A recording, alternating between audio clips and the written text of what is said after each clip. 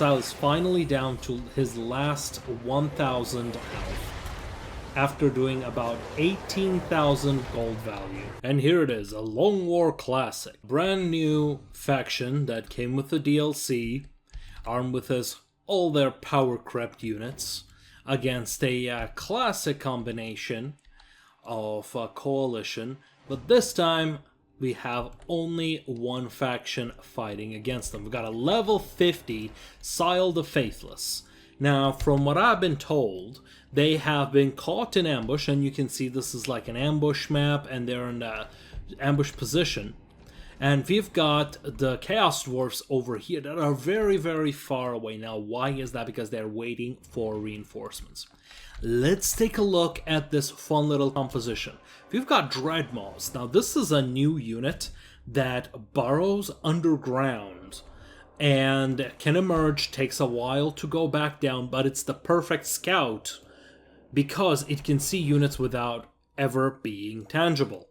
So, always bring one of these, especially after the DLC. Chimera is also a brand new unit. It's a tier 4 flyer with a fire breath. It's got fantastic stats. 837 weapon strength with 64 melee attack, got flaming attack, magical attack, poison. This is absolutely ridiculous. So, they are being ambushed, but they kind of don't care. And the rest of the troops are Chaos Warriors with halberds with 1 Chaos spawn. This is quite ridiculous, and I especially want to look at Sayl the Faithless. Look at this guy, Nightmaw, fight or die. This spell normally takes what? Okay, 8. So he's got 50% discount on Occam's Mindraiser. He has more than 50% discount on Chain Lightning.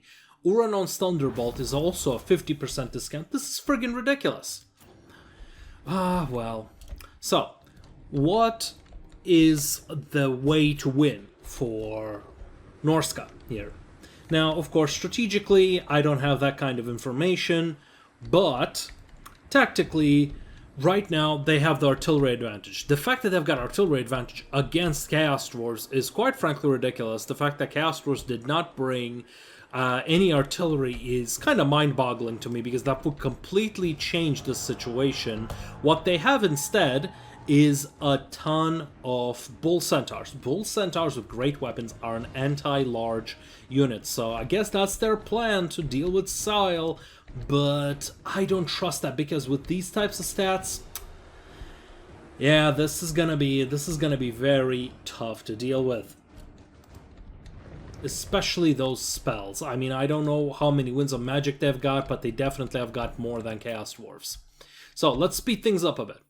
So, we've got the first skirmish. The Chaos Dwarfs have blunderbusses and fireglaves, which are great for anti-large, and they've got stalk. Why don't they have black powder aplenty? I have no idea. That's what I would have gone with, because these guys are going to be scouted with Dreadmaws anyway. And now Chimeras are standing at the ready, waiting for them to make a mistake. So, let's speed things up a bit. The ambush is already gone. Yep, we've got them all caught up. We've got the Chaos Dwarf army coming in. Now, what would you do in this type of matchup? I actually am legitimately curious. I'm not just farming for engagement. What would you do if you were Chaos Dwarfs in this type of matchup? I would personally bring in Deathstreaker rockets, a lot of Deathstreaker rockets, and force them to engage. Force the enemy to come to me. But right now, yeah, Chaos Dwarfs are the attacker, so let's take a look. Yeah, Dreadmaws are scouting everything. There's nothing that Chaos Dwarfs can do. I mean, what man can do against such reckless power creep? Well, let's speed things up. See, in Long Wars, you will have these battles that are kind of, well, realistic, like historical, where a lot of time will be spent on positioning, and that's exactly what happened. We're already 6 minutes in. Let's take a look at this lightning strike. Boom! That's a quarter of the health of those Hobgoblin Cutthroats down. Another thing I want to point your attention to is that these are at 150% intensity. Oh, we've got a chain lightning going down. Ooh, I love this. Just look at those hobgoblins exploding everywhere. Beautiful. So that's one unit routed. With what, 2 spells? Pretty bad start for Chaos Dwarfs. Let's see how they will respond. Let's speed things up a bit and find out. So, Sayl. Oof. Oh, jeez, did you guys see that? That was one shot on those guys, these blunderbusses. Another 2 more units went down with a lightning strike and chain lightning. Oh boy, yeah, this is why having artillery advantage is so important.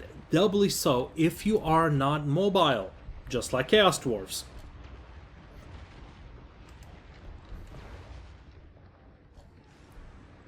So that takes out close to an entire unit. Ooh. I think we had a fire breath from the chimeras on those bull centaur renders. Now, I watched this battle before, and I really want to draw your attention to how these bull centaur renders perform against Sayl. Oh, we got a very nice final transmutation going down. That does 25% health in damage against those guys, but yeah, these skirmishing is pretty rough on Chaos Dwarfs. So right now, Norska is winning the exchange. Ooh, that was a spell, I believe, or like an ability that did 25% damage, about a 1k damage on this wizard. Up. Another final transmutation went down. Now, I want to draw your attention to what the player just did here. They saw the cast, and they saw that it was on this one unit. So, they separated it from the rest of them to minimize the damage, and that's how you deal with final transmutation. That's why you should save your final transmutations for when your enemy cannot escape. Because final transmutation is one of the most expensive spells in the game. It costs, well, 12, but this is with the skills, so I think it costs, yeah, 17. So, we got the first engagement right here. Got the Ash Storm. That just went down. So, Sayl's taking some damage, but Sayl also has regeneration. This is part of the power tip. He's got 15k health, so he regenerates 15 health a second with a 330 barrier.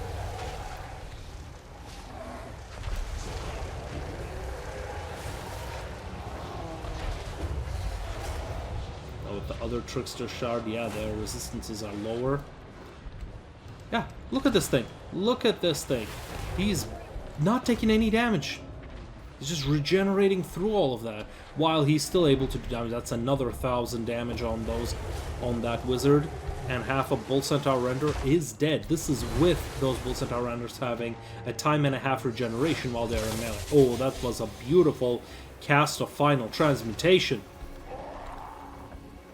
Yep, and a nice response from Norska player. Now, one thing that I'm really not liking that the Chaos Dwarfs are doing, or more like what they're not doing, is using their fire glaives on blunderbusses. They should have been shooting Sayl with everything they've got at this point. They're just standing idle. So let's speed things up a bit and see what happens. Ooh, those chimeras dove down and tore apart those Bull Centaur renders. And these are an anti-large unit. Not good, not good. Up, final transmutation on those guys.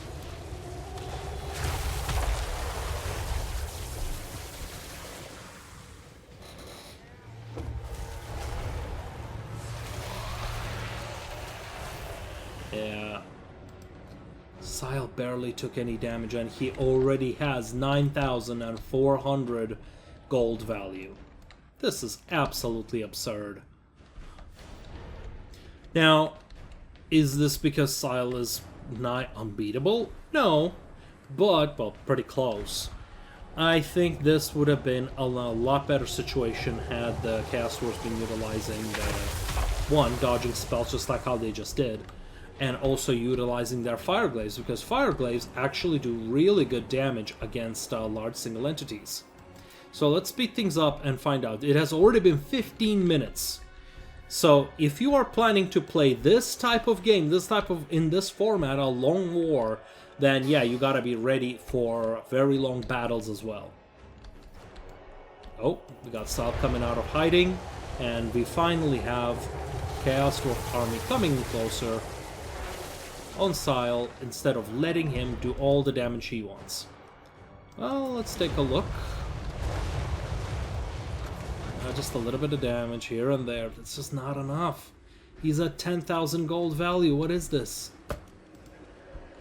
Albus Centaur Runners are getting attacked by the Chimeras, which is a very bad choice for those Chimeras as far as targets go.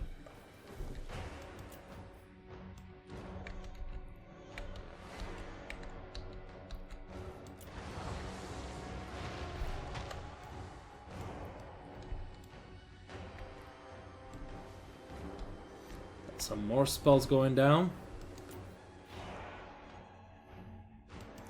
20 minutes of Chaos Dwarves, mostly standing around, just skirmishing with those Chimeras. Chimeras are really not the main threat here. It is Sayl. If he goes down, Norska will really have not many ways of doing any serious damage. Oh.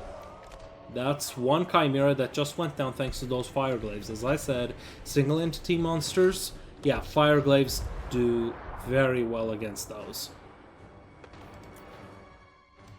So you might be asking, what in the hell are all these flyers doing over here? They have a Lamassu. Lamassu is able to silence everything around it. That is something that was added in an update, so they cannot use any spells or abilities. Which is very smart on casters. That's a really good play. Because if Chimeras show up to attack Lamassu, the range units will shoot him down. Or Final Transmutation will. So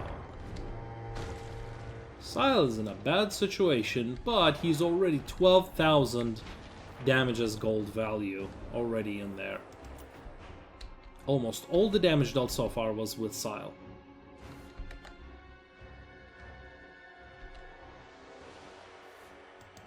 Okay, we got a bit of a skirmish going on, but again, it took them 25 minutes to be in a firing position against the Norska. Oh, we got the Dreadquake mortars going down. Oh, some very nice shots against Sayl. He's taking some damage, but regenerating through it. 15 damage a second will do that for you.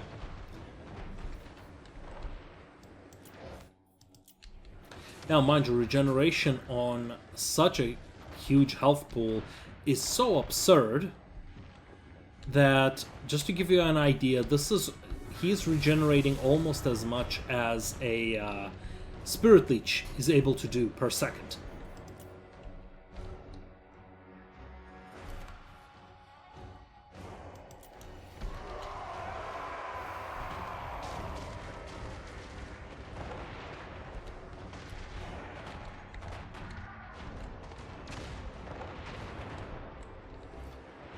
Well, I think Norska is realizing what their dire situation is, and Norska has taken the bait.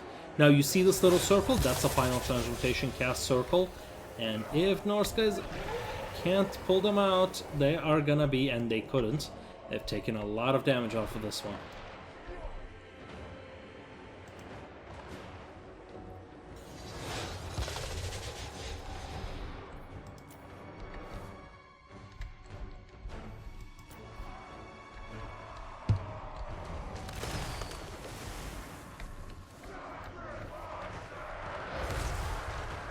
Now, a lot of beginner players think that having such a strong lord is a guaranteed victory. After all, what can the enemy do against such power? Well, a good player will find ways of disabling it. Just like how they're doing now. And eventually even the biggest mammoths can be killed with enough firepower. Well, that was not a very good use of Dreadquake Battery. Well, it was just unlucky, it was just bad luck over there. Norska, however, is using the trees very well.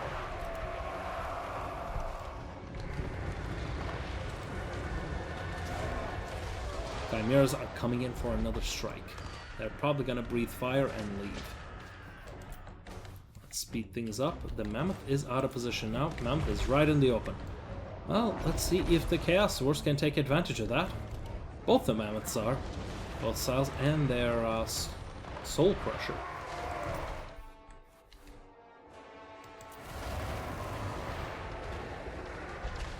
There we go. Sayl is taking that damage and is slowly retreating back into the woods, as he should. But one thing I'm not is these Bull Centaur renders really should be engaged against their targets so they're able to regenerate. Oh, we got a big fight over here against the heroes. Chimeras are a very good answer to heroes, except these heroes are, well, metal casters who have final transmutation. Now, because they did not escape it, they're taking massive damage every second. With that, they are all below 25% health. Norska has finally made their big mistake and a big move out of the woods. Let's see if that's going to be enough.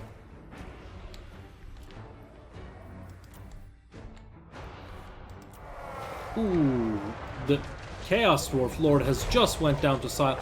And would you look at that, the recklessness of the Norskan Lord finally came to bite them back, and you can see the healing capacity right there, healing cap showed up. It means he already has healed up 15,000. He will not be able to heal up any more. Final transmutation has gone down. One Chimera down, two Chimeras down, and two more are about to follow the rest.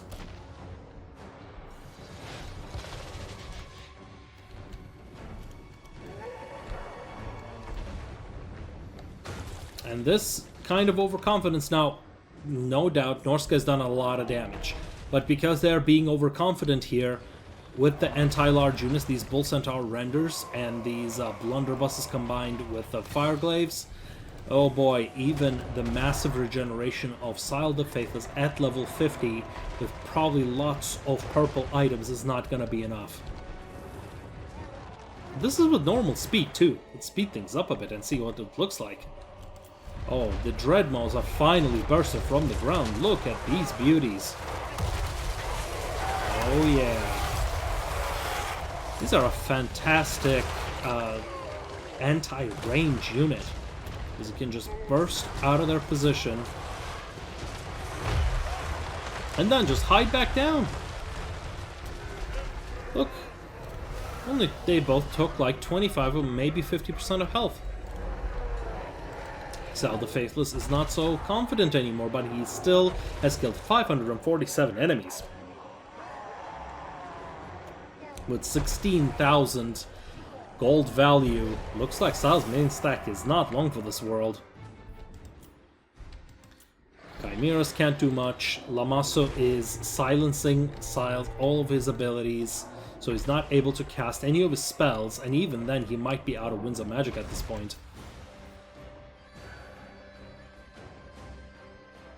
And so, really, the only threat Norska has left is, as usual, Sayl. Now, this is the problem that I'm seeing with this battle. The Chaos Dwarfs really should have focused on Sayl from the very beginning, but the value exchange is still a very valid call. Just personally, not something what I would do. Those Dreadquake army abilities are paying their dues right there. Just wiped out those Chaos Warriors. Beautiful. And finally, after 35 minutes of this battle, Sayl is finally down to his last 1,000 health, after doing about 18,000 gold value. Ridiculous. Sayl finally breaks army losses trigger. And the Dreadmaws are about to break due to army losses, and the Silas finally went down, and with him the rest of his army. Now this indecisiveness and the bad positioning, regardless, Micro was very good. Both players have showed us great plays. You know, both sides can play a little bit better, but this was a fantastic example of what you can expect an average endgame battle look like. Thanks for joining me, and I'll see you next time.